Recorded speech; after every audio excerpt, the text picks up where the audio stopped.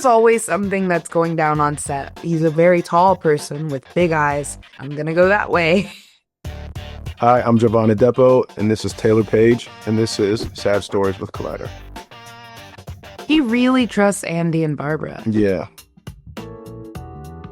They really revere the material and revere him and want to do him proud. And they've taken the beauty of his mind and the wacky and all of it and done what you're supposed to do with writing. They've elevated it. They've made it their own. They've honored it. They've honored it, and they've spent so much time with this material. They know the characters. They know the lore behind the town. And they know Steven.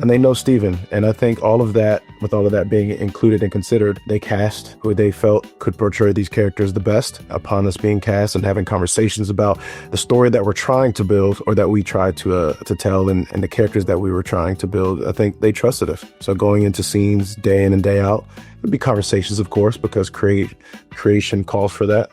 Constant evolution in what we're trying to do, and being collaborative. For the most part, we were really kind of in sync. I don't think there was a lot of, oh man, we need to have a powwow, figure this out, because this is not working. I don't remember ever seeing that.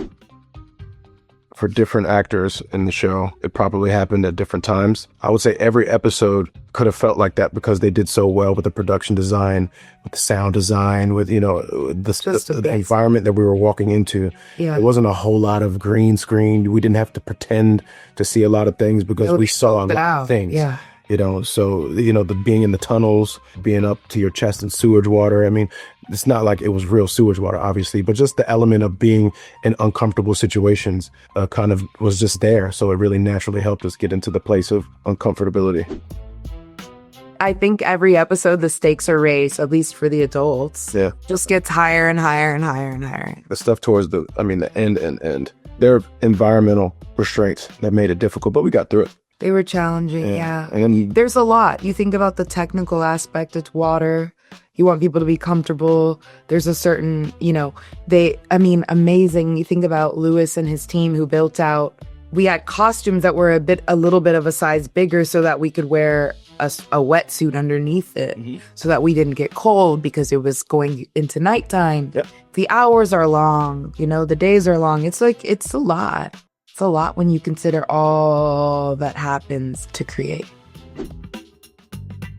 Scheduling was hard. We shot episodes of 1 and 2 at the same time. It would be block scheduling, but it would be 1 and 2 and 8 and 9 and then 3 and 4 and then back to 3 and then remember, I think 4 took us forever. It's a little rough, but that's also normal and it's also expected in filming. So if that's the only issue that we had, then I would say we were pretty damn lucky. You think about how you're going to end and then you go back to what happened before you got to the ending, or you go back to the middle, or it is interesting, that emotional recall, or what choices you made, how you got from here to there, or how you got from there to anyway.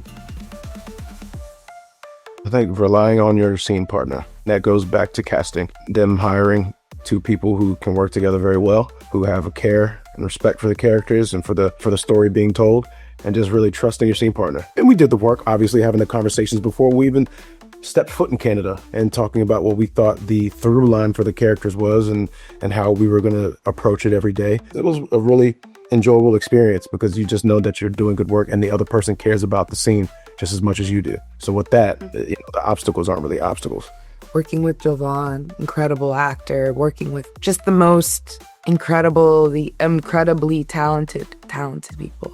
And I also think Andy, he's like a 5-year-old that he's maintained the child in him. He really, really loves what he does.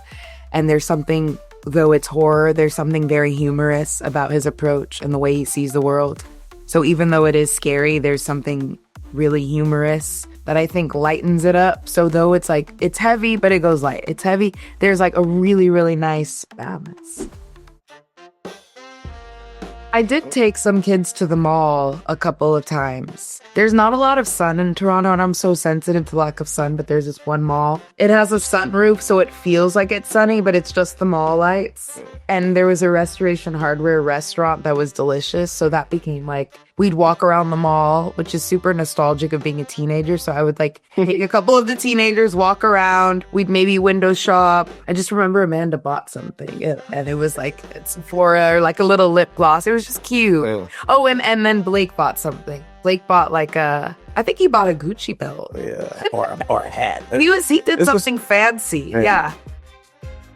Incredible. He's such a force. It's just inspiring, like the actors of our generation and the work that they're giving and who they are. And he's really taken that role, and he's made it something that's just so singular and iconic and like special.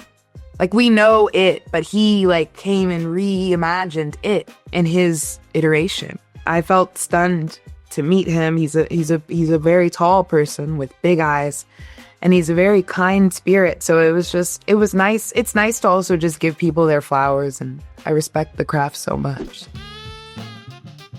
There's always something that's going down on set. That's just the nature of it. It is its own town, community, ecosystem, communication. It's like a lot of things. We shot this for 9 months in total. So naturally you have really good high days, and some days are like, I'm gonna go that way. I loved every waking minute. Yeah, but it's just like we're family, you know? And like naturally you're like trying to get things done, and you've got weather vulnerabilities. You want to make something good, and that's stressful. Yeah. I think just to keep it light though, Andy plays a trumpet. When you're wrapping up a scene, if it's going in a good direction, he'll start to play it. And then when you've nailed it, he plays something. And it's funny, and it always just makes everyone happy. Everybody smiles and laughs together when he does that. It's really cute, and it's very singular to Andy.